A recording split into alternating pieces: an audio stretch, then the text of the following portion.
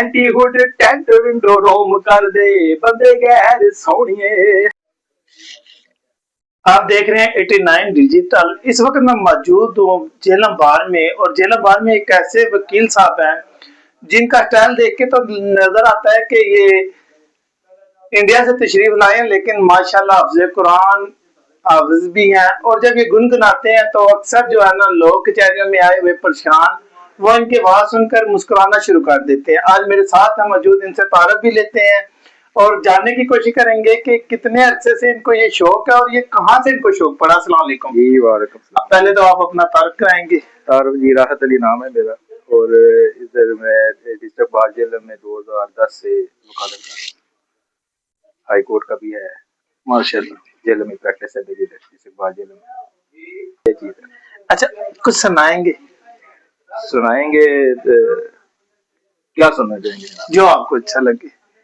वैसे तो मूसे वाले के सारे ही मुझे अच्छे लगते हैं, क्योंकि अच्छे क्या लगते हैं उनको मैं ये नहीं कह सकता। वो नॉर्मल एक बात आ जाती है कि अच्छा लगना या फेवरेट होना, वो मेरे लिए क्या है, मैं तो एक्सप्लेन नहीं कर सकता कि मैं क्या। मुझे जहाँ तक मालूमात है आप खुद भी लिखते हैं। जी ये लिखने वाला काम जी बिल्कुल। अभी कुछ बख्ता दी गुड्डी आसमानी और ही चाड़दा, बख्ता दी गुड्डी आसमानी और ही चाड़दा, बख्ता जो मारे आज हौसला नहीं हारदा, बख्ता दी गुड्डी आसमानी और ही चाड़दा, बख्ता जो मारे आज हौसला नहीं हारदा, बेले मारे मिन मैं बेहतर हाँ तो मैं उन्होंने कितना लिया। ठीक है जी, इस वास्ते मैं ये समझना वा भी फिर मैं रबर इस्तेमाल हो जाए, मैं ना मैं भी हमदा रबर इस्तेमाल करना चाहिए अपने वास्ते भी।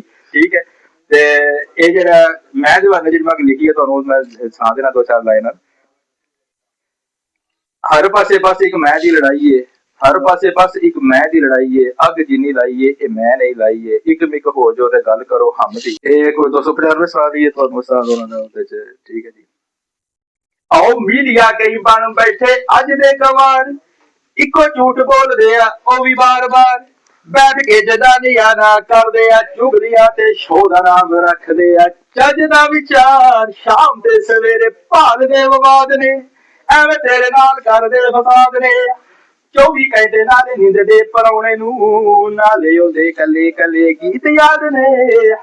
देखो ना मीडिया नू उन्हें जेड़ा पॉइंट आउट कीता ना साल मूसे लेना भी उन्हें वकीलां नू भी किया।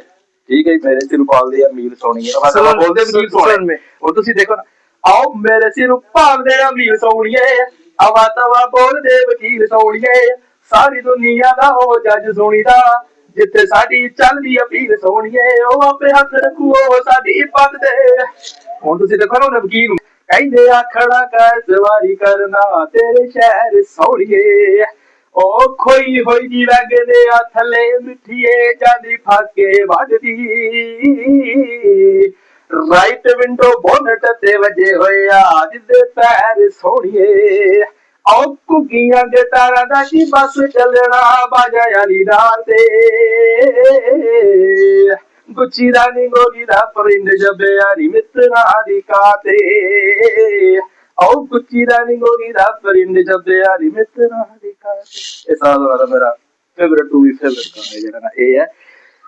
परवाज है दोनों की इसी एक फिजा में, करगस का जहां और है शाही का जहां और। एक मैं शेर के पढ़िया सी, इको फिजा में जिधे उड़ना है, इल भी उड़ रही है, बाल भी उड़ रही है, किधर टारगेट की है ये चीज है। ये थे हमारे साथी वकील राहत अली, जिनकी आवाज हमेशा कचहरियों में गूंजती रहती है। ये आपने आवाज सुनी, इसका जो भी कमेंट्स हैं आप जरूर हमें बताइएगा बॉक्स में कि कैसी आपको आवाज लगी। इजाजत दीजिएगा। राना शफाकत अली राजपूत, 89 न्यूज, दीना।